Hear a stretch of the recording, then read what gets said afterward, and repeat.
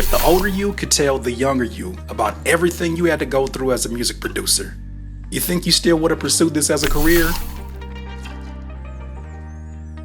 Most days, my answer to that question is yes. I look at my wife, my son, my home, and my business and feel extremely grateful. But other days when I really sit down and think about all of my disappointing music industry moments, the heartbreaking no's, we're independent out here, and my hungriest and brokest nights, and I just don't know.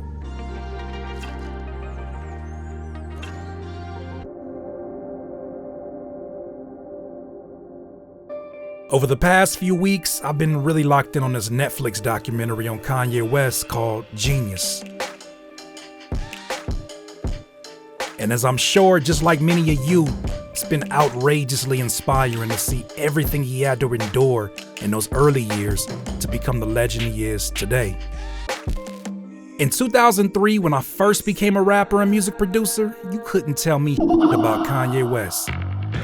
Everything from his story about how his beats overshadowed him as a rapper, to wanting to rap about things outside the norm of hip-hop, to even his love and respect for his mother, Donda West, I could relate to.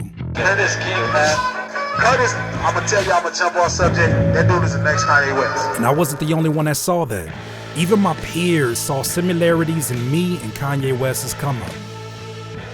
So you've been in here 5 weeks a day, 3 summers? Man, and truth be told, at that time, I wanted to be the West Coast Kanye West.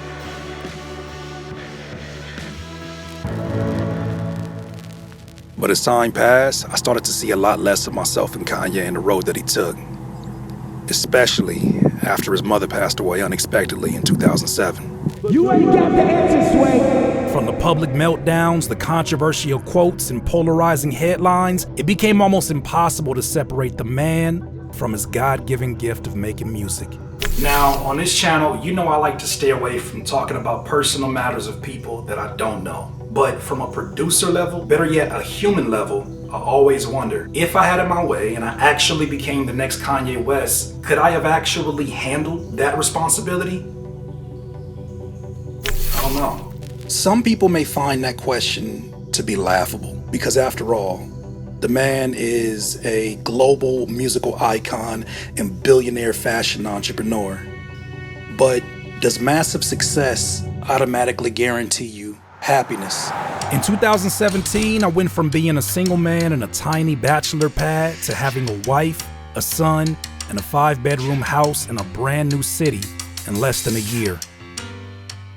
While I was extremely grateful to achieve this while doing what I loved in music, something weird began to happen. As the newness of the house began to wear off and the challenges of marriage and parenthood began to mount up and my new reality began to settle in, I started to doubt myself and my ability to keep these new blessings. Eventually, that inner doubt started to creep its way into my beats, and I found myself not loving the process of making music as much as I once did. In fact, at one point in 2018, I stopped walking into the studio because I felt like I didn't deserve it. I felt lost. And for the first time in my life, money wasn't the reason I felt lost. I was ahead on my bills, business was doing well, and my family was taken care of, but somehow I was still unhappy. And that scared the out of me. I thought about calling a friend, but then I thought to myself, who in their right mind wants to hear about how Curtis King's new success and freedom feels like a prison? So I did like most people do and kept it to myself. But that's when the facial twitches started to happen. Oh, yeah, I don't see it yet. Yeah, it's popping up. How do we assess? No longer could I run away from what I was feeling. My anxiety was becoming impossible to ignore, and I had to do something about it. And that's what led me to therapy, specifically through a mobile app called BetterHelp. It was my first time seeking out therapy. Curtis. Hey, what you doing over there? Huh? I ain't twitchy. And even though I didn't know what to expect, I knew that I needed to talk to someone with an unbiased and fresh point of view, because the voice in my head wasn't helping the situation. After testing out a few therapists on BetterHelp, I landed on a therapist named Kathy. What was so dope about Kathy was that she was able to help me identify what was at the source of the stress I was going through, simply by asking questions that were much better than the questions I was asking myself. Week by week, she taught me how to strengthen my mind through my most turbulent times. She provided me advice and even books that reminded me that what I was feeling was normal and well within my control. And even when I had moments where I felt like I was losing it again, she was always a direct message away. After 2 months of video chatting, talking on the phone, and texting through BetterHelp, I had a new perspective on this stage of my life. She told me that with every big change in life, it requires skills that the old you must painfully learn. And that's why outgrowing yourself hurts so damn much. At that moment, for some reason, I thought about Kanye again. And instead of the celebrity with all the controversy circulating around him, I tried to envision what it would be like to endure my current problems at his scale.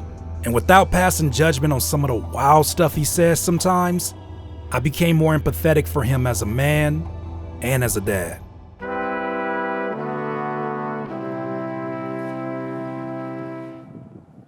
Now, I'm not saying that my life was perfect after getting therapy. I'm also not here to say that therapy is perfect for you right now. We all got our ways of dealing and coping with our life situations, but I'm just glad we're living in a time where we have the option to try it and see it for ourselves. Thank you, BetterHelp. Forever grateful. Curtis King. Peace. Peace.